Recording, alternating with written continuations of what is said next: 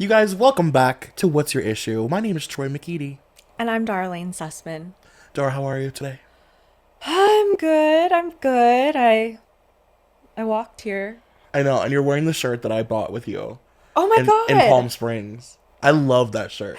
Thank you so much. Yes. It says you can't be first, but you might be next. Like it's a real like Riddler. I'm not sure what it means. It means it makes absolutely no sense. It feels a little slutty, but in a really imperceptible sort of way. Yeah, in like a Facebook quote kind of way, which Yes. I love. Yeah. Also, I love a redhead in pink. Is like one of my best things. Thank you. I love pink on a redhead. Yeah. I love red on a redhead. Yes. Green on a redhead. Oh, green. Put me in green, baby. Are you kidding me? Like an emerald. Oh. Let's call the whole thing off. A little jewel tone. Yeah. On this head. Oh my God. One of my favorite porn searches is Julie Ann Moore green top. Right, fellas? To all the fellas. To all the straight men out there, we always have to clear that from our history. How are you, Troy? I'm okay. I did not intend for my nails to match my shirt, but it's a whole thing that's happening. Speaking of green. Oh my God. That's so exciting. So there's that I have going on. Things are happening. So things are really happening for me. In the gay world, that's a huge deal. Okay. Nails match your shirt. I'm killing it. Yeah, that's really all I have going on. Gosh, I mean, what full lives we lead. Full lives we have. All I can come up with is I walked here and I'm wearing this shirt and you're wearing green and I'm like, matches look, this. This is what you guys come here for, right? This is really hard-hitting, interesting stuff. Really, truthfully, in reality, I'm like kind of over the top excited to talk about what we're gonna be talking about today. Like I'm like, it's like coming out of my pores. I know. Well, last episode we announced our theme for the month. Mm-hmm. Nancy Jo Sales. Uh-huh. A really, really exciting theme for us.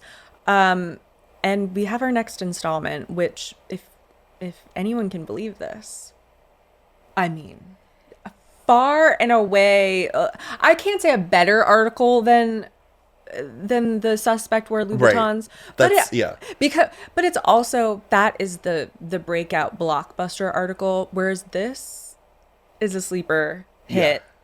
I had never read this. I'm sure a lot of people will have never read this, and oh my God. I know. Should I ask you the question? Of course. Damn it.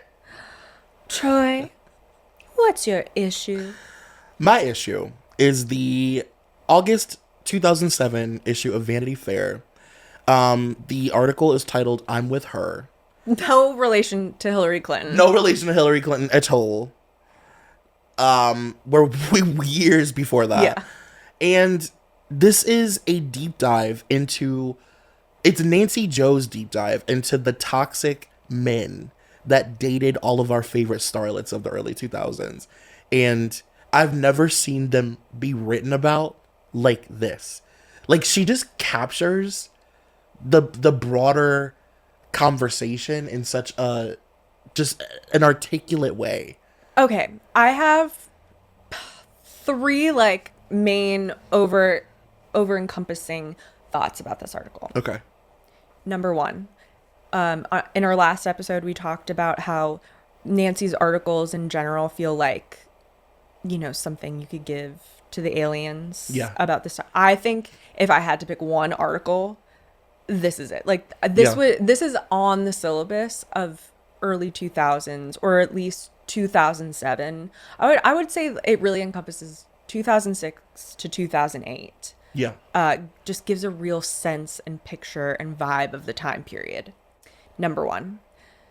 Number 2, in last week's episode, we sort of said how in Suspect wore Louboutins, and in her work in general, it feels like, she's approaching it with the sort of writerly, journalistic integrity of trying not to inject too much of her opinion into things. Sure.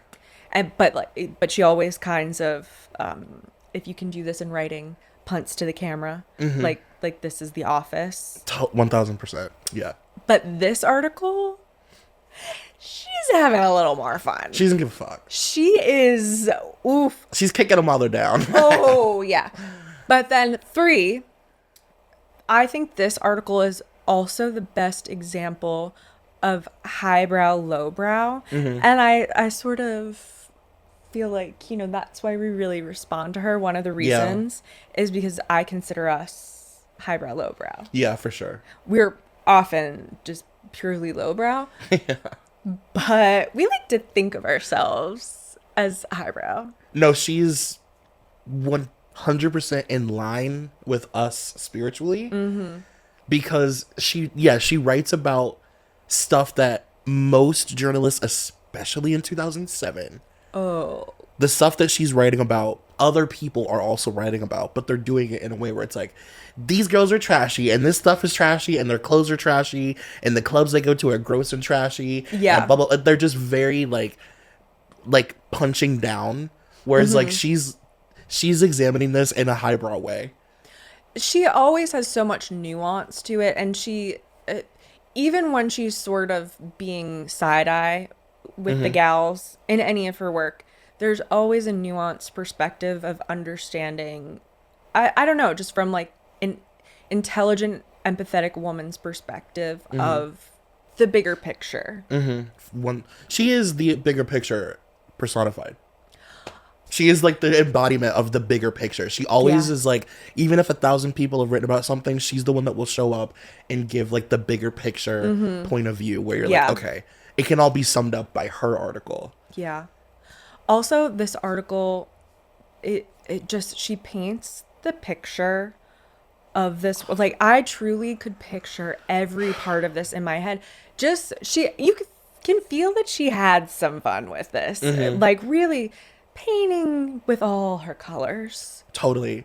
I also feel like she's so good at sort of creating world building. Yes. In a way where it's like she finds these groups, like especially because she had written so much about like the Pussy Posse. Like by the time we get here, she had already done so much of this kind of work. Yeah. So it's like I just love her perspective of like the world building of these characters. Like, you know, she's like, you have your Lindsays, you have your Nicoles, your Parises, and like the way she paints the picture of like the men involved, like almost like it's like a cast. Yes. They talk about Nicole Richie's book, which is fictional, but it's a thinly veiled memoir. Yes. With an incredible photo shoot in the middle. Oh my God. Oh my God, those pictures. I have that book, and I've always wanted to do a book club on it. Yeah. So maybe we should do that for Patreon. Okay. Would you guys be down to do a book club? Would you? Let us know. We don't know how much people are reading these days, but like you can trust that this isn't a hard book to get through. For sure. And there's also no better time to read than now because we all need to disassociate. So and keep our brains moist. Yeah. And worked out, you know. We can't get pickled, girls. That's what they want. That's what they want. They want our brains pickled. Get off ChatGPT and come on over to Patreon and put your nose in a book. Yeah, exactly. But in the book, Nicole says basically that it's a soap opera in Hollywood between these girls. And it really is. It's a true cast of characters. And it was a fully interactive soap opera where you're reading it in the tabloids and the blogs. You're seeing the paparazzi videos. You're seeing the movies that, you know, Lindsay's in, or, you know, interviews with Oprah or Diane Sawyer. Like, it was a full, you could see all sides of it from every angle. Even down to, like, the most nuanced extreme, where sometimes, and this would happen kind of a lot, you would be watching, like, a Nicole Richie video of her at the gas station, and she's on her phone. But then Paris is at In and Out on her phone, and they're both being papped at the same time. So if you watched, like, the January 16th video of Nicole, then on the 17th, the Paris version would be up of her on the other side of the phone. Like, that would happen all the time. And that was just like, It's like, no, it's hard to even put it into words, you know? I wish that they had created, I don't even know if we had this technology then, but like a VR interactive world where we're walking down Sunset in West Hollywood. Oh my God. Like I'm walking past In-N-Out while Paris and Kim Kardashian are in there after the clear. Or maybe we should make a historical tour and we could get reenactors to... Oh my God, like, it's Lindsay Lohan. And she's like, Paris hit me, and it's not okay. It's full child actor reenactments of the... We gotta put out a casting notice right now. I just want to act. That's all I want. I just want to be on set. It's not okay. Paris is a cunt. And then she pauses and freezes until the next ride comes by. Troy, finally, our money-making scheme is really developing. We'll be rich one day, I tell you. I actually have... I'm just going to read the quote from what you were saying about the Nicole section. It says, "The nightclubs of LA are like soap operas," Nicole writes in her 2005 memoir, The Truth About Diamonds, which comes with 16 pages of color photos of Nicole. There's always some bizarre drama that plays out every night, and everyone in the cast, I mean everyone, is great looking, stoned, and or drunk. It's like a traveling freak show with the youngest stars and the hottest of Hollywood. It's about fun, it's about sex, and pseudo danger.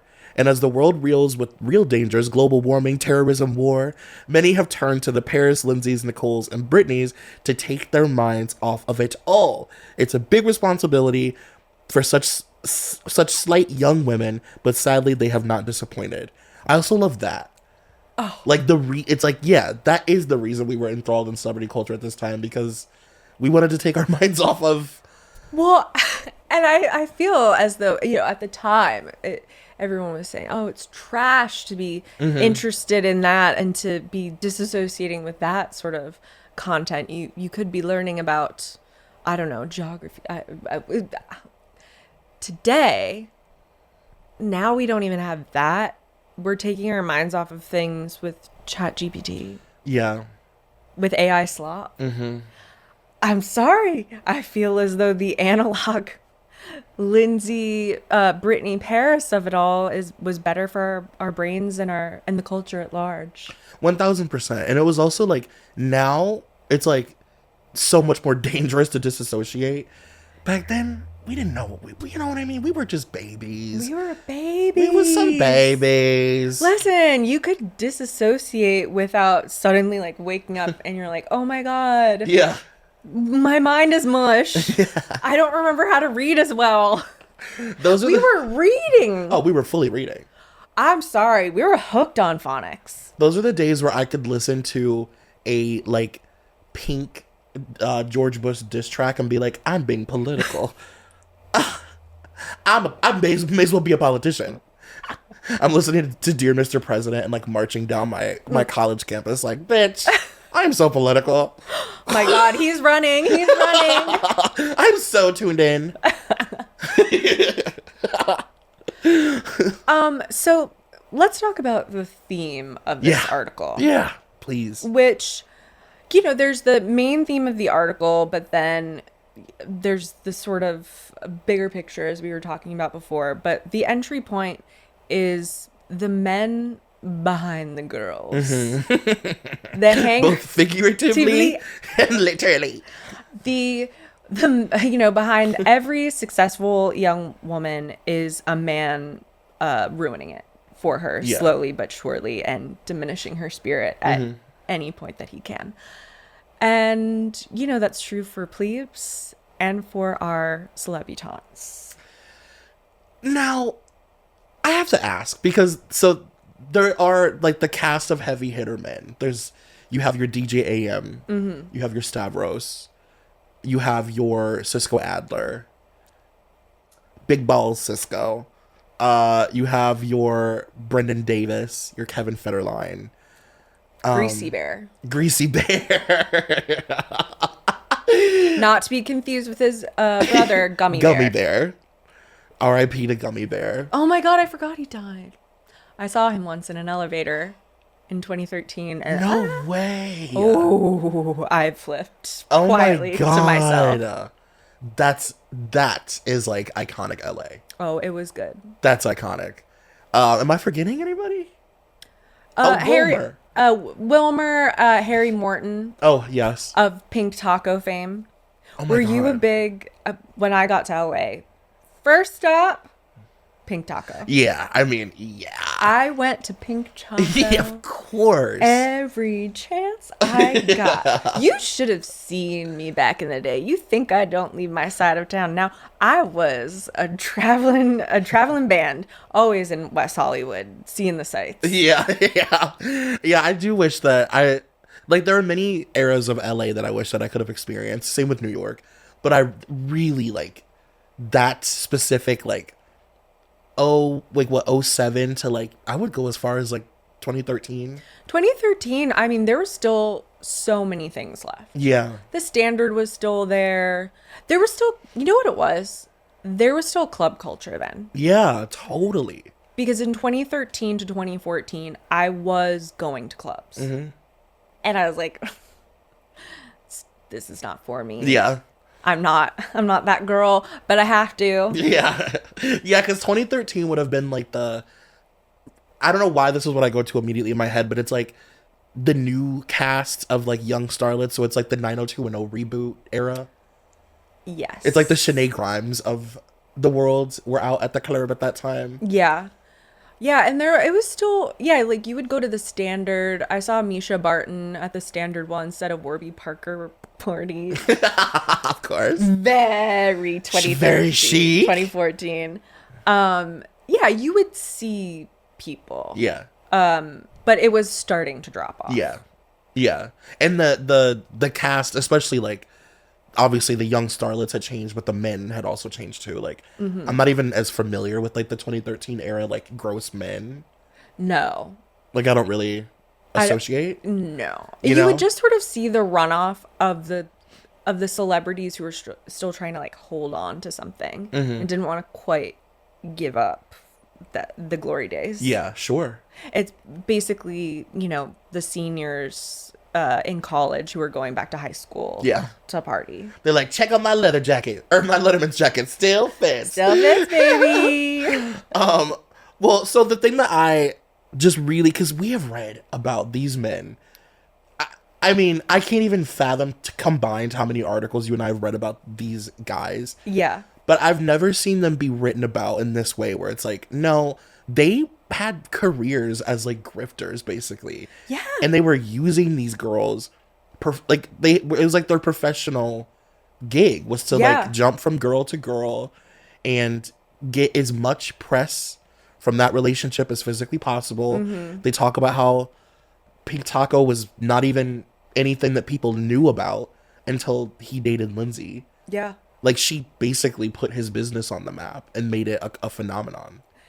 Yeah, it's interesting because when you think about it, they're leeching off of the actual famous person, the actual person who has already sort of been ravaged by fame at this point, Right. and who are already in, I would say, a very vulnerable position. Because once you're at that level, I have compassion for all of them, where you're so high up there, that creates a world where you're very, I don't know, secluded. Yeah. You have your friends that are in the equal echelon as you, but I don't know, these are young women who often came from not great backgrounds or childhoods, who were very vulnerable and getting beat up in the press. And here comes these men that have an objective in mind, which is purely to use them. But and sure, did it work to their benefit sometimes, the women's benefit sometimes? Yeah. But they were the ones being primarily exploited. Totally. Which, fuck them all. Fuck those guys. Yeah. Yeah, it was usually the women that gained less. Yeah, because even if they got publicity, it was never good. Yeah, it wasn't cool to be out with Brendan Davis leaving a fucking bathroom with him in the middle of the night was not No. And, for someone like DJ AM, who they say in the article, he's a great DJ.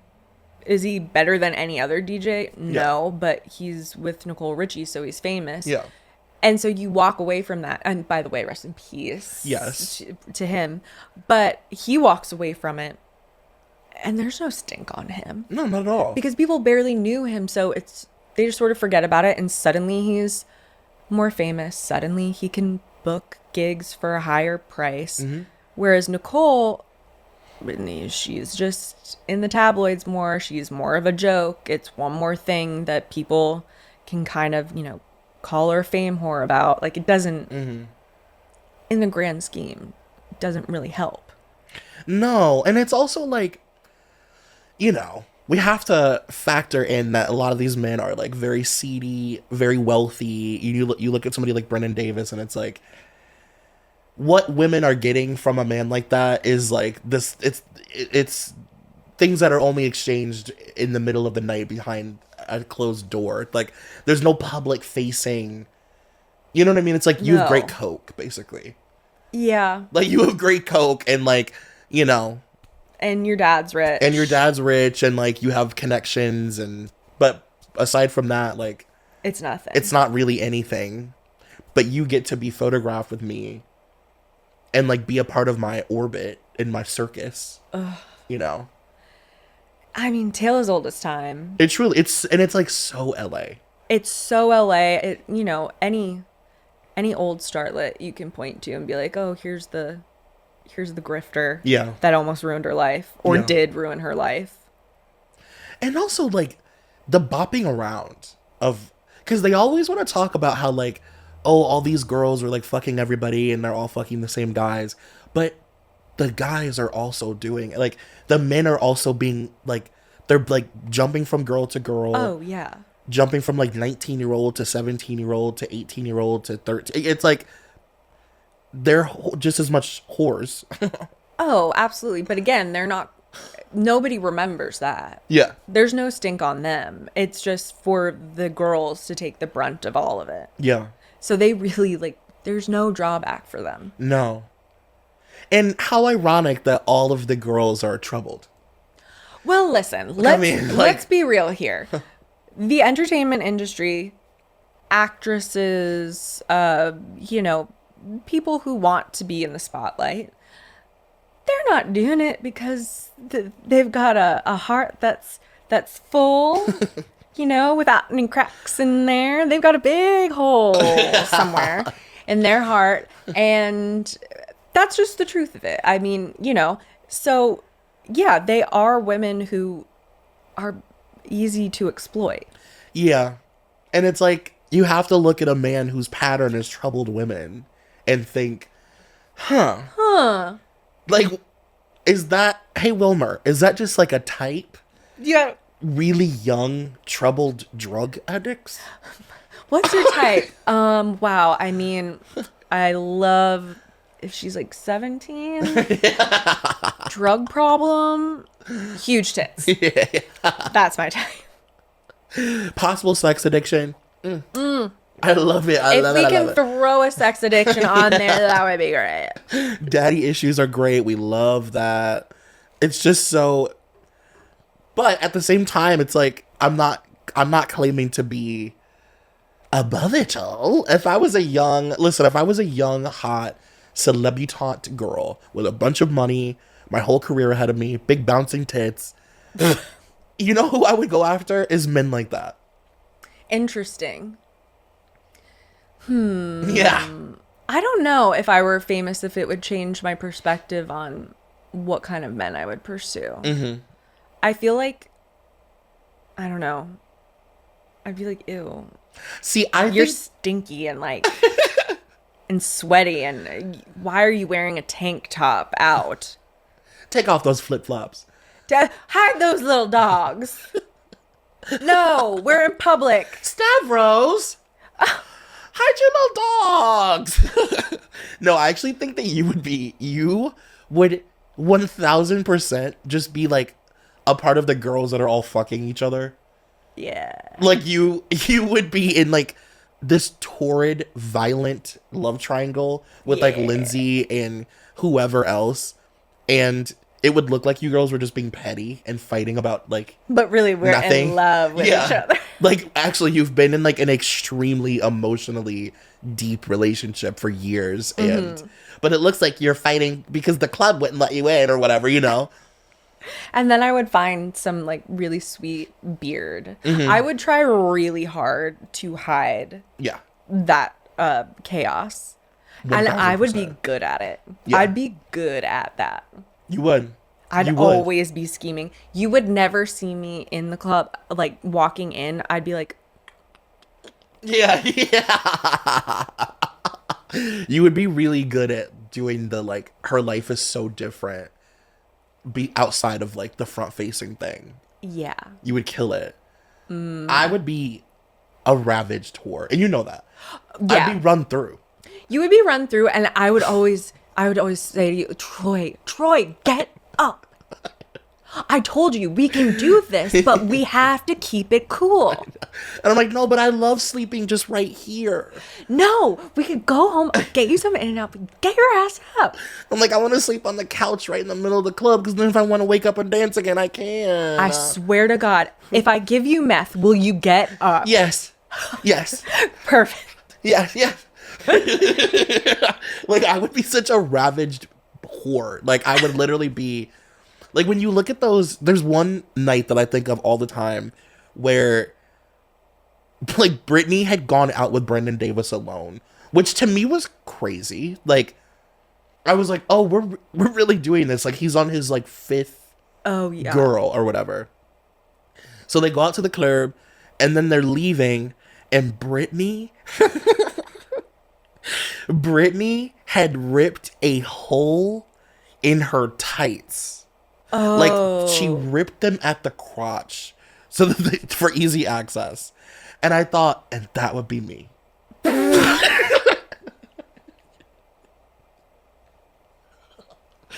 Like, and oh my God, that would be me. Would be you. And I'd be trying to hide where I, you know, and it would just be, I would just be so run through and tarot-readed just down. Oh, and we would have to, like, for a time, slowly, our relationship, we'd grow apart. But then, oh my God, we'd come back to each other with a vengeance in around 2015. We'd be photographed together, but never publicly. I'd be like, you can't claim me. Yeah. I'm sorry. I'm so sorry. Unfortunately, right now, I'm going through it publicly, and you can't claim me. They're saying that so-and-so gave me something. Or not true. It's not true. But just it was chlamydia, not syphilis. Yeah. They it was got something it treatable. With just a few antibiotic. But no, I think that is, like, absolutely... Because I always say, like... I always ask people, like, on Dunzo, I used to ask people, like, who... If you became a famous person, like, who do you think your fame would, like, emulate? Oh. And I do, not just because I love her, but I do say Lindsay because my dad is Michael Lohan.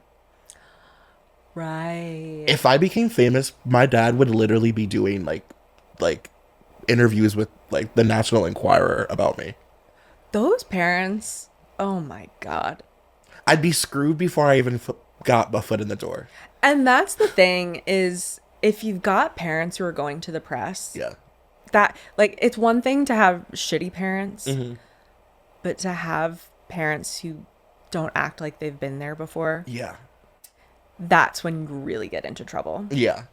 When your mom's willing to make out with you at a nightclub, that's when you get into trouble. Oh, Dina. Oh, Dina, our former Rockette, Dina. Well, I believe I researched that, and it turned out she was an understudy. Yes. Or she just, like, auditioned and got really close, but she was not a full Rockette. Listen, there's no record of her ever having danced with them, but you know. Listen, as you always say, it's all about the lore. She was world building. She was world building. She really was. And I also love that they're like, there's also no credit of any of her acting roles. They're like, every commercial she says she's been in, every walk-on she says she's had, none of them exist at all. Not. I love it. I Honestly, I love a woman with a rich imagination. I know. You know, one time Dina was on Dr. Phil. Not that I subscribe to any of his teachings or whatever. No, I'm more of a Dr. Oz kind of gal. You're like, these are acai pills. No, but I'll never forget this quote where she was like saying all this crazy shit. She was like out of it, obviously. She wasn't sober. Yeah. And Dr. Phil was just like blank staring at her. And he goes, you know how you can tell when a person's being honest or not? And he goes, when they're using words they don't even know the meaning to. And I'll never forget that. It's like, yeah, like, if you're using words you don't actually know what they mean, you're probably not being authentic. Yeah. Or you're like me and you're like, I want to sound smart and I think I understand this word based off of context clues when I've read it before. So I'm just gonna pop it in there and I don't think anybody will know the difference. You're like, so-and-so said it this way in the movie I watched. So I'm gonna say it that way. I also love this quote. Because you mentioned him earlier and I feel like I never hear people talk about him. It says, the gossip press has also linked Lindsay to Bruce Willis, Johnny Knoxville, Colin Farrell, Joaquin Phoenix, Benicio del Toro, and even Rush Hour 3 director Brett Ratner. Also, did you catch that Brett Ratner photographed this article? The guys? Excuse me? If you look at the top, now, there's like a little link at the very top in small print that's like, click here to see the behind the scenes video of Brett Ratner's photo shoot with the guys. But as you can guess, that video is gone. Yeah. I did go to the Wayback Machine. I didn't have a ton of time to do this, so I'm going to keep searching for it. I've been trying to find the video and download it because it is a Flash file. Dara? But I really want to find it. If you can get your hands on that... Oh Listen. my god. And we will post it on Patreon. Olsen and Olsen Mystery Agency. I'm going to sleuth this. Monocle's out. Hopefully. Let's go. Hopefully I get lucky. That is... I did not know that. Can you imagine Brett Ratner Oh my god. photographing these shitheads? And where they went after? What they did? They're like, speaking of Lindsay, let's call her. Oh, Cut. I do not. No. La, la, la, la. I do not want to picture what that looked like. Wow. That is so crazy. Now my mind's racing because the photos are like pretty iconic. And that was, I mean, wow. Now I'm stuttering Stanley. Sorry to distract. She did date Harry Morton. Who would ever heard of Pink Taco before Harry Morton met Lindsay Lohan? Asks a nightlife publicist. The Mexican restaurant chain owner and Hard Rock Empire heir got some serious mole-selling mileage out of the union. Post Lindsay, his business was featured all over the tabloids and in an episode of Entourage, of course. And then they say before Morton, Lindsay dated Stavros, and then the floppy-haired Greek shipping heir, best known for also dating anorexia-surviving Olsen twin Mary Kate and Paris, who was in his car the night that he was stopped by cops in LA for driving erratically and delivered his signature line, "Baby, I'm fucking scaring myself." The Stavros of it all, the Mary Kate and Ashlee still being little tabloid girls of it all. Oh, God. Don't you miss them? I miss them.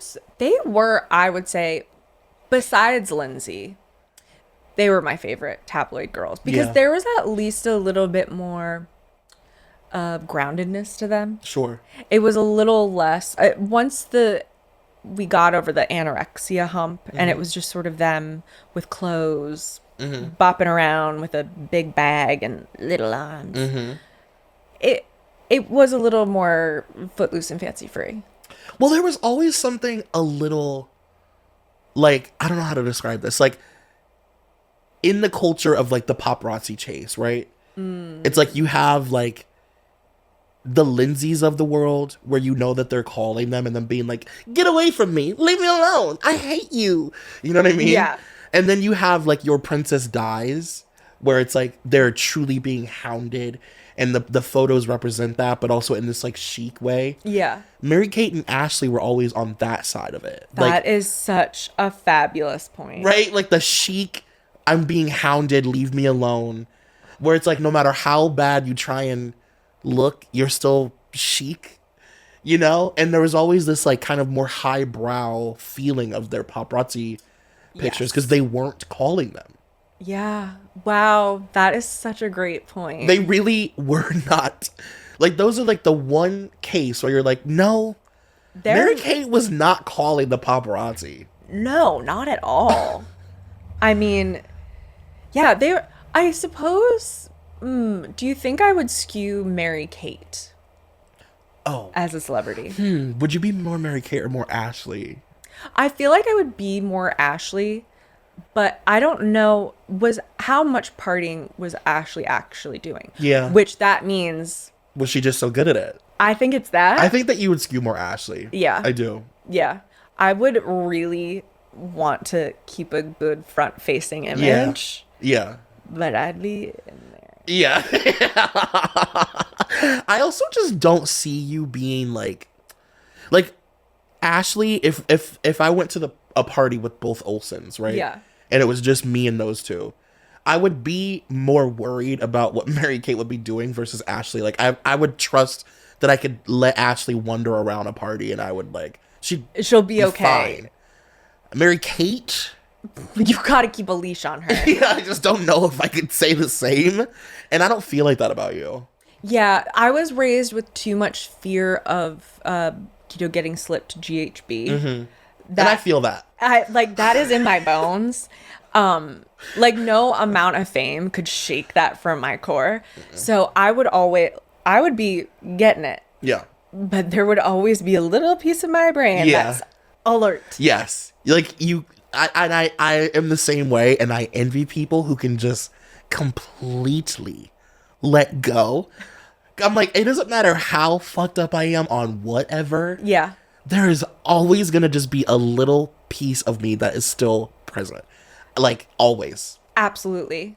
Absolutely. Like, I will, to the point where if I am really out of it, yeah, there's still a little angel flying above going, Dara. Yeah.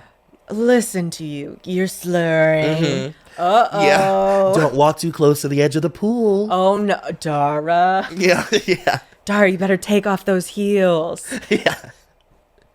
Your eyes are getting crusty. Wipe them. You don't want to look high. You know? Like, yeah, for sure. You would be Mary-Kate. Or you would be Ashlee for sure. I love that. Yeah. And that's high praise coming from me. You know that. Thank you. And it is high praise because I know you mean it. Mm-hmm. That's so sweet. I do. But I miss the days where those girls were like messy. That when they would like, you know, like the Paris and Mary-Kate feud. People love to talk about Paris versus Lindsay. Paris versus Mary-Kate? Ooh. Much less talked about. And like, Mary-Kate used to kind of read her.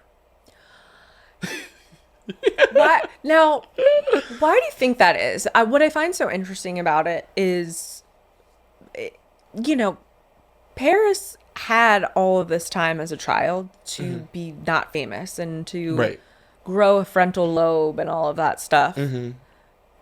And Mary-Kate absolutely did not have that. And yet one feels so much smarter and grounded. Yeah. And the other does not. Yeah. I guess it comes from being worked to the bone since you were 6 months old. Like being media trained as a toddler.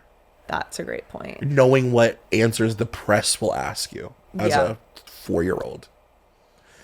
You know what I mean? I mean, yeah, it's like, but it's just interesting because it's like, yeah, you don't, even in that little like bubble of like wealth, like all of those wealthy girls just like running around LA, it's like there's still like a hierarchy. Yeah. You know, where you have like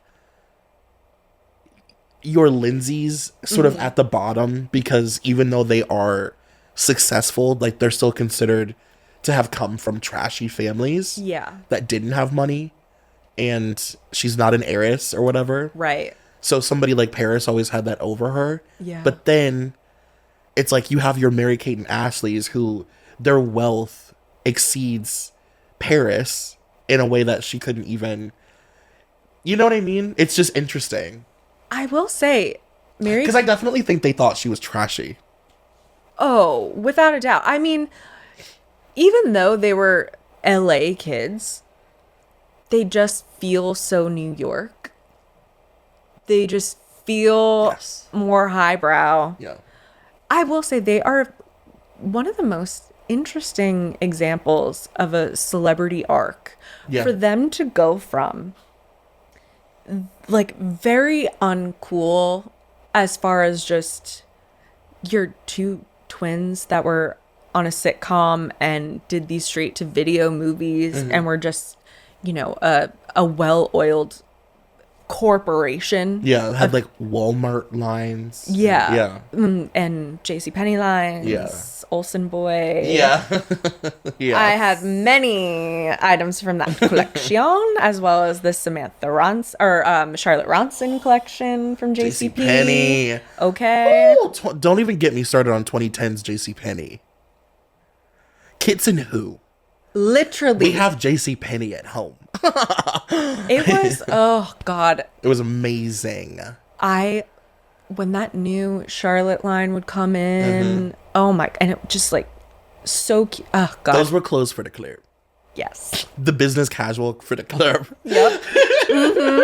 Listen, I was wearing many a shrunken blazer over a Charlotte Ronson dress. Yeah. With like a... From internship to club. Yeah. With like a shirt that's like sewn onto the skirt. Yep. Yep. Skin tight skirt with like a flouncy top. It's like, I don't know what the whole business thing was. I don't know why we were doing that, but... Do you think it was the Jenna Lyons effect? Yeah, like the J. Crew effect. Yeah. The inventor of the statement necklace. I read that the statement necklace. It's back, baby. It's back, baby. Oh, it's back. And the J. Crew... So, like, there are so many J. Crew statement necklaces on, like, Depop. Because all the millennials got rid of them. And now... The price has hiked up and they're back. Troy, do you know how much this kills me? The things that I have gotten rid of that, I mean, I believe, I don't know if I said it on the podcast, but I bought on eBay a pair of Abercrombie, like wide leg plaid pants, low rise, that I owned in high school. And I bought That's painful. It's painful. And I'm just like, why, Dara? Why weren't you more of a hoarder? Why did you think that was a bad thing? I know. The things that we owned. When I saw Hollister's capsule collection of early 2000s throwback stuff, first of all, I had people messaging me saying that it was literally stuff that they just hadn't unboxed. Like, it was literally stuff that had been sitting in, like, stock for 13 years. And it was all stuff that I owned already. All of it. I was like, I had that, I had that, I had that, I had that. Painful. Painful. I do still have my Missoni for Target skirt. Missoni for Target. We could do an entire episode on Target collabs. I don't know how that would work out. We could find some fashion magazine. I feel like we did do that. Did we? Did we talk about that? Yeah, we did. That's hilarious. I hadn't bought the pants yet, so that's a new development. Yeah. But we'll tack that on. We talked a lot about capsule. Oh, collections. we did, because it was like a nylon or something. Nylon, yeah. Yeah, yes. They mentioned nylon in this article. No, wait, I think I took a screenshot. This is the quote.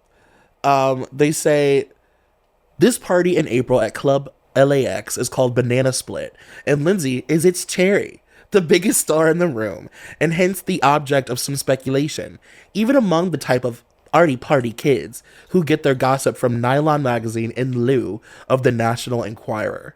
That's us. I literally thought the same thing when I read it. Nancy, why do you see us? Stop flirting. We are also, she sees us, but not in a good way. It's more in the, wow, the way children are being absolutely fucked up from this culture. And we're like, yes, that's us. Absolutely ruined. 20 years later, still talking about it. She's like writing about corrupted kids. She's like, these little girls are buying thongs from Abercrombie. We're like, yes, I bought those. This article is just a wealth of delight. Yeah, truly you gotta read this one. Like, if you have interest in like early 2000s stuff, old LA culture, these girls Feuds. I feel like I would love to create a physical spider graph. Oh my god. I feel like it needs that to explain everything. Like, well, this person dated this person, and this person is feuding with that person. Like, Oh my god. It's such a great primer for that era of like late 2006 to 2007, mid 2007, where she really touches on all the most important pieces. Yeah, all the like major players of. Yeah. And it's crazy to think that they were all just kind of like fucking each other. Like, it's so quaint. It is. Like, they're just like passing the same STDs around. It's, it feels so real. It feels so lived in. It's like, it's very like, this is a high school. Well, yeah, and they talk about that. They talk about that in the article. Yeah. That it's Hollywood High. Oh, Hollywood and they High. Say, let me find this quote. I love that. This quote says, "These girls love being in the paper," says the young lady who sometimes twinkles in their constellation. Oh, great line. God. Oh, that's such a good line. Sorry, go ahead. Quote, "I think they're addicted to it the same way people are addicted to drugs. They call the tabloids on themselves. The high school yearbook gets printed every week, and the most popular kid is the one with the most pictures." Wow. She is so good. That is such it's an interesting way to put it, though, as well. Yeah. It is a high school. Yeah. In the way that it truly is this classic group of friends that are all orbiting each other. And even when they hate each other, it's not like regular adults when you don't like someone, you just don't hang out with them. Like, yeah. They're so unavoidable. And it's constant changing of who's friends with who. And then, yeah, every week there's like a quantifiable thing that you can look at and go, who's winning this week? Now, do you think that like Nancy Jo obviously is somebody, like she said, she's like in their a star twinkling in their constellation. But like, was it a common thing at that time to know that they were calling the paparazzi? Like, did people who weren't us know that? No way. Because I think people today don't even. That's true. People in the know who, like, because I think people always just looked at paparazzi as I think the most obvious instance of paparazzi was Princess Diana, right, to the lay person. And then in that case, the paparazzi killed her. So to people, I think they look at it as, why would you ever call the paparazzi on yourself? You're completely right, because now I'm thinking people didn't even know Heidi and Spencer were calling them, and they were like beating us over the head with it. Yeah. So yeah, they didn't know. That's interesting. I mean, even to this day on this season of Housewives of OC and last season, did Heather call the paparazzi on herself? It's like, why are you even worried if people think that? Like, of course you call the paparazzi on yourself. Yeah. And why are you guys like being accusatory of it as if you all don't do it? Like, the paparazzi are not hanging out in like Orange County. No. Waiting for you to leave your houses. No, they don't have a satellite team. Right.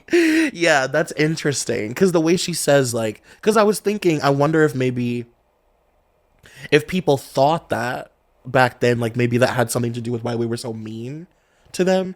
But I don't think that they knew that. I don't think people knew that Lindsay was like, which, like, if you did know, it was so much more fun to watch. Exactly. Well, I actually had a thought this morning when I was thinking about this article that the way it was such a 360 immersive soap opera, mm-hmm. I think it really allowed everybody to look at them as characters and not real people. And of course we still do that today. That's such a good point, though. But I think back then we were even more stupid about all of these things and a little bit more removed. Because, even down to Perez giving them nicknames. Exactly. Characters. Because we also didn't have the Instagram of it all where we get to see the more human side of them that they've curated for us. Mm-hmm. but we're not really ever being shown the nicer parts of them. Yeah. Really. So we're just seeing the most salacious. And I think it was really easy to forget that these were real people. That is such a good point. Like, they were just characters. Yeah. They were just like Degrassi characters, basically. Literally Degrassi. I mean, Degrassi Euphoria high. Yeah. Yeah. Oh, that's so interesting. That's very true. And also, like, if you, I don't know, I just feel like it was easy for people like us to respect them because we were so aware of, like, the game that they were playing. Yeah. Like, I can give an example. If you watched a Lindsay Lohan day on the internet, which it was a day, it was like, it would start early, her going out shopping or getting whatever, and just all day changing outfits and going out to be photographed, right? Yeah. And if you really watched it all day from beginning to end, you would see her, like, purposely saying contradictory things to the paparazzi to confuse them, to stir up drama. Like, earlier in the day, she would say that she hated Paris, and then later at night, she'd say that they were best friends. And, like, how could you say that? I never said that. And people would be like, oh, she's such a liar. And it's like, no, she's playing a game with you. You're chasing this girl all over the place, photographing her leggings that she's trying to sell. Yeah. She's playing the game, and it's brilliant, you know? And sure, is it toxic? Yeah. Totally. Yeah, but also, yeah, you know what it is? It's a, if you know, you know. Where, sure, this is toxic, but this is, you know, a mentally ill woman having a little fun with the world that she's in. 1000%. You know what? All of them had their own way of having fun with it and trying to make the most of it and manipulating it to the best of their ability. Like, they were all playing the game to some extent, and the men were accessories to the game that they were playing. It was nice to have a guy out with you all day while you're doing these paparazzi walks. Like, it doesn't hurt to have a man with you that people are also talking about. Absolutely. An accessory. Yeah, I mean, having a new relationship would allow a new thing to be photographed. Yeah. A new thing to talk about. And they were so addicted, like the quote said, they were so addicted to that. Totally. In a way that was completely unhealthy, of course, but yeah. I mean, once you get a taste of it. I mean, and it's also, I mean, I think there's something to be said about the difference in the way somebody like Paris handled it. You said earlier, Paris became famous as an adult with a frontal lobe. Yeah. She didn't go through that child star thing of needing that sort of Aaron Carter validation where you'll just sit on live all day and be ridiculed and have people throw fruit at you all day. Yeah. Like, she doesn't have that, and she never really did because she wasn't a child star. Yeah. Where the girls she was hanging out with were former child stars that had that trauma. Yeah. And I think that's why Paris always had the one up. She always seemed to handle her fame better than anyone around her. Yeah. She always handled the paparazzi stuff really well. Like, I think Paris called them more than anybody combined. Yeah. And she fucking handled it like a girl who didn't have childhood trauma associated with fame. Yeah. I mean, she had her own... Right. She had her whole thing going on. The provo of it all. But she didn't have that toxic chasing the dragon thing. And she had a wasp mother who wanted to keep everything on lockdown. Yes. So that...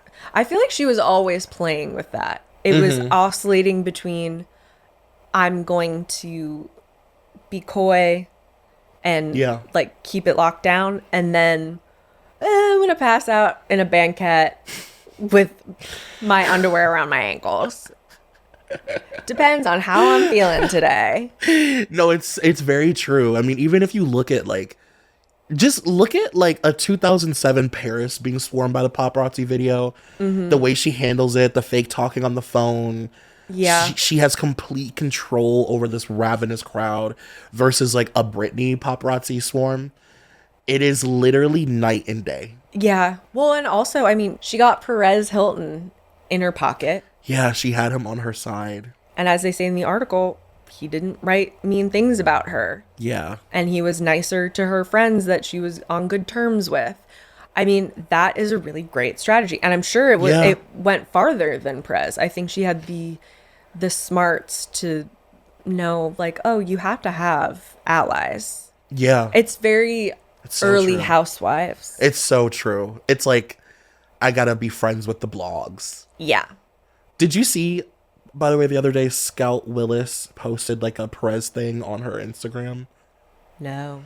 She posted this photo that Perez posted of her when she was 14, and he had like zoomed in on her butt and was like, why is this girl showing her disgusting flat butt? Like, she's so gross. Like, put on some shorts that fit, whore, blah, blah, blah. 14 years old. And she wrote this really long thing about like how he affected her life and I her can't friends. imagine. Because he hated those Willis kids like so much.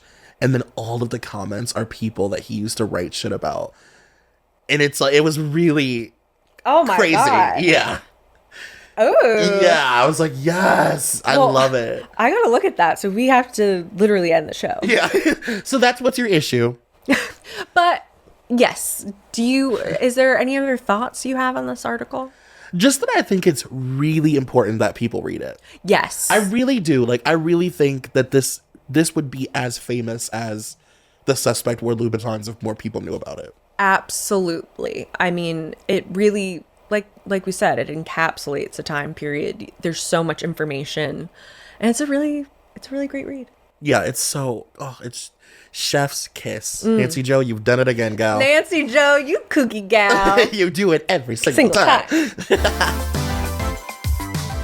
Well, we love you guys so much. We love you. Thank you so much for listening and watching. Send us letters to the editor. Yes. Ratings, reviews, and follow us on Instagram, TikTok. Yeah, I think that's it. We love you very much. We love you. Oh, and if you're listening to this instead of watching it, you can watch us on YouTube. Yeah. We're doing video. Believe it or not, we're doing video content for our visual podcast now. Can you believe that? Yeah, so watch along. Yeah. All right, well, love you, Mina. Illy.